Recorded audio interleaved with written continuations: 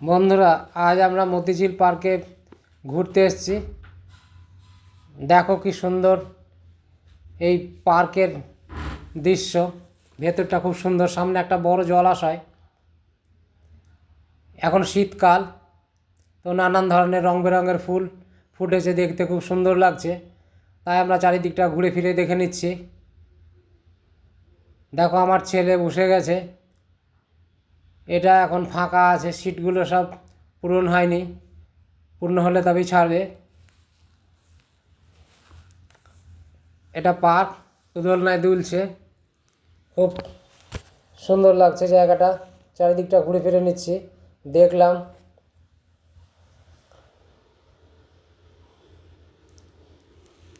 তো একটা toy train যাচ্ছে, এতে ছেলে মেয়েরা বসে আছে।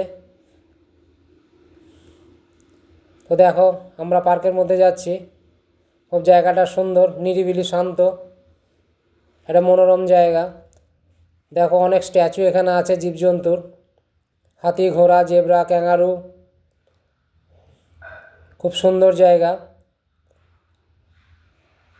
এখন স্কুল সব ছুটি, পরীক্ষা হয়ে গেছে, তাই পর্যটকদের ভিড় এখানে জমেছে।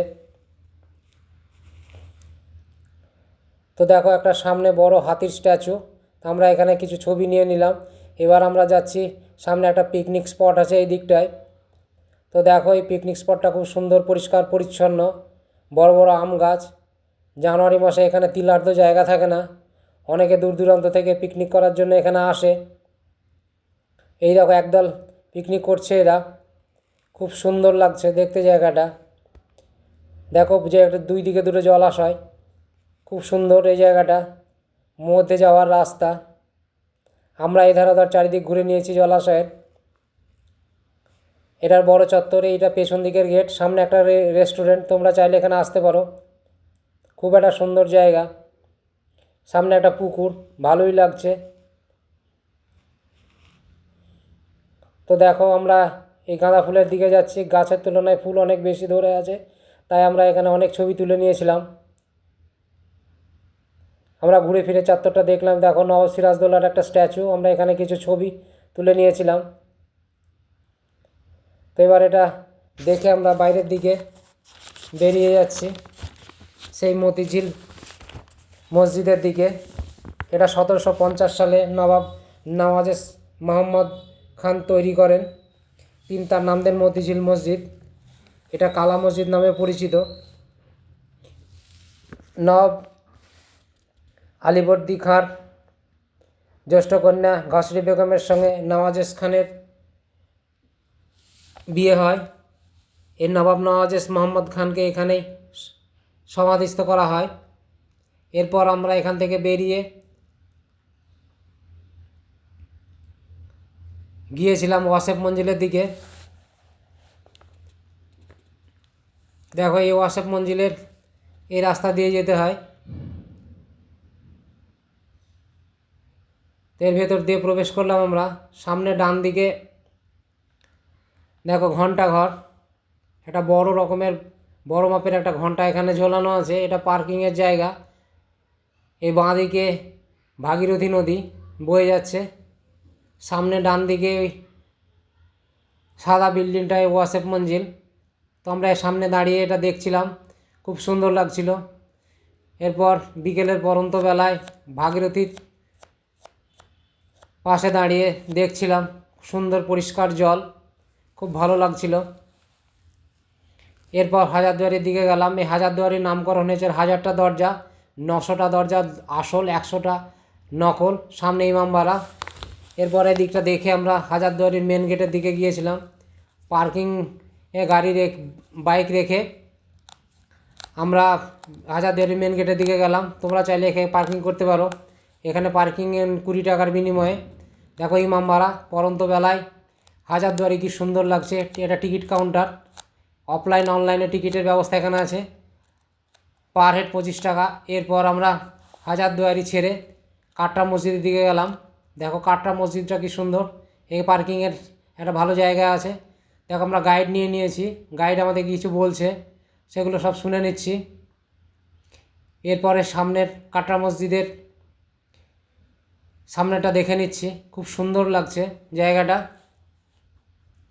দেখো দরজাটার নিচু, মাথা নিচু করেই যেতে হয়।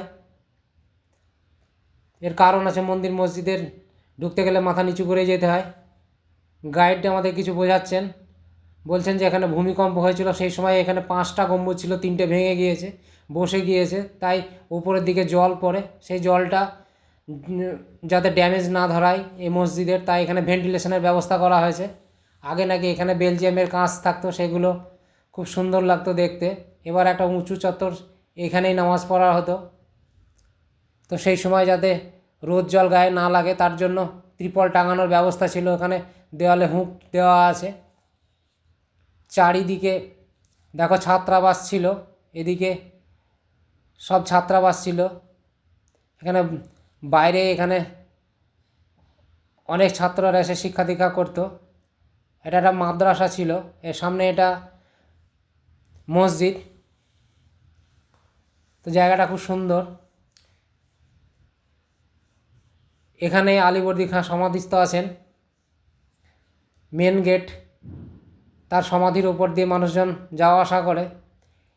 এবার এই গাইড আমাদের মসজিদের ভেতর সম্পর্কে কিছু বলছেন, যে এখানে কিভাবে ওই কারুকার্যগুলো করা হয়েছিল, কিসের মিশ্রণ দিয়ে, সেইগুলো বোঝাচ্ছেন, আমরাও শুনে নিচ্ছি। দেখো ভেতরের বলছিলাম 3টে গম্বুজ যেটা ভেঙে গেছে ভূমিকম্পের ফলে। দেখো সেই এখানে ছাত্রাবাস ছিল, নিচে এগুলো রান্নাঘর, আর উপরে ছাত্ররা থাকতো, সেইগুলো বোঝাচ্ছে। তো দেখো সেই মুর্শিদ কুলি খাঁর কবর, এর নিচে গাইড কিছু বোঝাচ্ছেন আমাদেরকে। দেখো এখানেই মসজিদের পাশাপাশি একটা শিব মন্দিরও আছে, এই সেই শিব মন্দির। তো এখানে উল্টো টি দেখতে পাচ্ছ, এখানে আগেকার দিনে প্রদীপ দেওয়া হতো, তখন ইলেকট্রিসিটির ব্যবস্থা ছিল না। এরপর আমরা কাটরা মসজিদ দেখে সেই জাহানকোষা কামানের দিকে দেখতে গেলাম। এটা 212 মণ ওজন, 17 ফুট 6 ইঞ্চি এর লম্বা। এটা অষ্টধাতু দ্বারা নির্মিত, এখনও এর গায়ে কোনো মরচে নেই। বিশাল আকৃতির একটা কামান। দেখো এই পিতলের ফলকে কী সব লেখা আছে বুঝতে পারছি না। এটা জনার্দন কর্মকার তৈরি করেছিলেন কথিত আছে। এরপর আমরা এটা দেখে কাঠগোলা বাগানের দিকে যাচ্ছি পরন্ত বেলায়। একটা মাঠের রাস্তা, খুব সুন্দর এর দৃশ্য। দেখো আমরা সেই কাঠগোলা বাগানের গেটের সামনে এসেছি। এখানেও পার্কিংয়ের জায়গা আছে, তোমরা চাইলে এখানে গাড়ি বাইক পার্ক করতে পারো। আমরা বাইক ছিল তাই 20 টাকা পার্কের জন্য নিয়েছিল, পার্কিংয়ের জন্য। দেখো আমরা ঢুকে গেছি গেটের মধ্যে। আম বাগান, এখানে 4জন লোক দেখো ঘোড়ার উপরে চেপে আছে। এরা হচ্ছে 4 ভাই। এদের নাম হচ্ছে লক্ষ্মীপদ, জগপদ, মহিপদ, ধনপদ। এরাই ছিলেন এই কাঠগোলা বাগানের মালিক। দেবদারুর ভেতর দিয়ে রাস্তা, দেখো এটা সিংহদ্বার, আমরা ঢুকে গেছি ভেতরে। এটা সেই সুড়ঙ্গ পথ। এধারেই জগৎ শেঠ, হাজারদুয়ারি যাওয়া যেত, জগৎ শেঠের বাড়ি পর্যন্ত যাওয়া যেত। খুব সুন্দর জায়গা।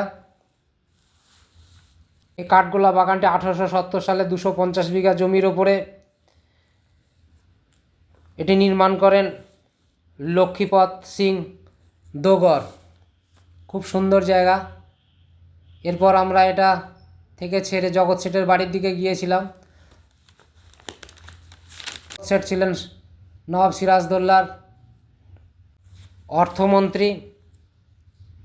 তিনি নবাব এবং ইংরেজদের ঋণ দিতেন, তাকে জগৎ শেঠ উপাধি দেওয়া হয়েছিল। এটা ছিল তখনকার দিনে একটা ধনী পরিবার।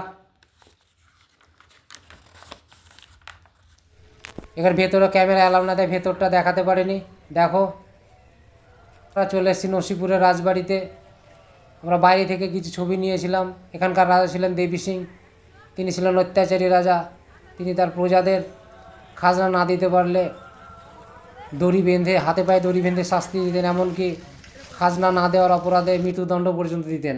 এটা সেই মির্জাফরের বাড়ি। এখানে ভেতরে ক্যামেরা অ্যালাউ নেই। সন্ধে লেগে গেছে।